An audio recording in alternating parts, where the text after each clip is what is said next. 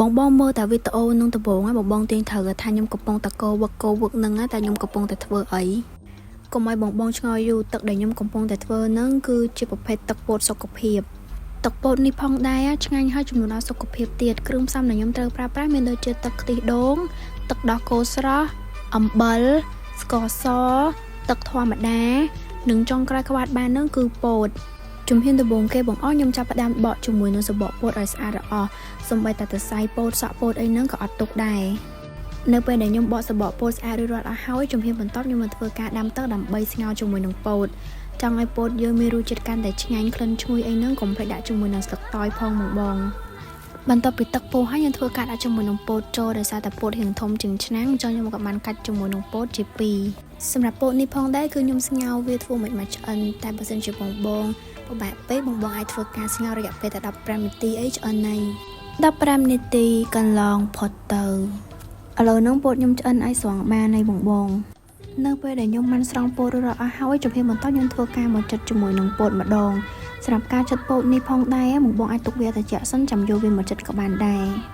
ចារ៉ាឥឡូវហ្នឹងពោតខ្ញុំបានចិតស្អាតរួចរាល់អស់ហើយអូមែនខ្ញុំប្រាប់បងទឹកដែលស្ងោរពោតមុនហ្នឹងបងកុំយកវាចាក់ចោលដោយសារទឹកហ្នឹងក៏យើងត្រូវប្រើការដែរឥឡូវហ្នឹងដល់វគ្គក្លុកហើយសម្រាប់បងអ្នកគាត់មានម៉ាស៊ីនក្លុកអីហ្នឹងដាក់តាមម៉ាស៊ីនគឺហើយរួចរាល់អស់ហើយដោយសារតែខ្ញុំអត់មានអញ្ចឹងទៅខ្ញុំត្រូវប្រើម៉ាស៊ីនទូចហ្នឹងខ្ញុំធ្វើការដាក់ជាមួយនឹងពោតចូលបន្ទាប់មកខ្ញុំចាប់ផ្ដើមដាក់ជាមួយនឹងទឹកស្ងោរពោតមុននឹងចូលអញ្ចឹងមិនថាទឹកស្ងោរពោតហ្នឹងក៏សំខាន់ដែរយើងកុំចាក់វាចោលអីបន្ទាប់ពីខ្ញុំធ្វើការកិនជាមួយនឹងសាច់ពោតស្អាតរួចរាល់អស់ហើយជំហានបន្ទាប់ខ្ញុំចាក់ជាមួយនឹងពោតហ្នឹងចូលទៅក្នុងចានមួយរួចខ្ញុំចាក់ជាមួយនឹងទឹកស្ងោរពោតមុននឹងចូលដូចគ្នាធ្វើអញ្ចឹងទៅធ្វើឲ្យទឹកពោតរបស់ខ្ញុំហ្នឹងវាមានទឹកច្រើនហើយវាចេញមកពីជាតិពោតហ្នឹងក៏ផ្អែមឆ្ងាញ់ដែររួចធ្វើការច្រោះវាបែបនេះដោយសារតែខ្ញុំត្រូវការយកតែទឹកវាទេបងត្រូវតែធ្វើបែបហ្នឹងរហូតដល់តែអស់សាច់ពោតយើង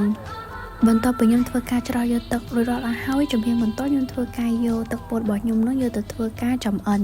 សម្រាប់ការចម្អិននេះផងដែរត្រូវបើកភ្លើងឲ្យហឹមរួចកូរឲ្យសព្វបើមិនអញ្ចឹងទេវាអាចនឹងខ្លោចបាតនៅពេលដែលទឹកពោតរបស់ខ្ញុំរៀងក្តៅបន្តិចខ្ញុំបានចាក់ជាមួយនឹងទឹកខ្ទិះដូងចូលចំនួន4វែកប្រើជាមួយនឹងស្ករស2ស្លាបព្រាបាយអំបិលបន្តិចដើម្បីឲ្យរសជាតិនឹងកាន់តែផ្អែមមុតនិងចុងក្រោយដាក់ជាមួយនឹងទឹកដោះគោស្រស់ចូលចំនួន200 mlបន្ទាប់មកធ្វើការកូរវាឲ្យសព្វទុកមកពុះអាចញ៉ាំបានហើយបង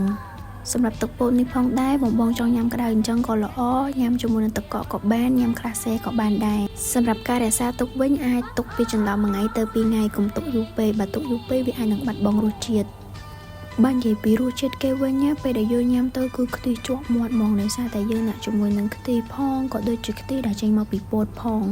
និយាយរួមទៅគឺឆ្ងាញ់ឥឡូវហ្នឹងការធ្វើជាមួយនឹងទឹកពោតរបស់ខ្ញុំមានតែប៉ុណ្្នឹងឯងបងកុំភ្លេចធ្វើញ៉ាំទាំងអស់គ្នាណា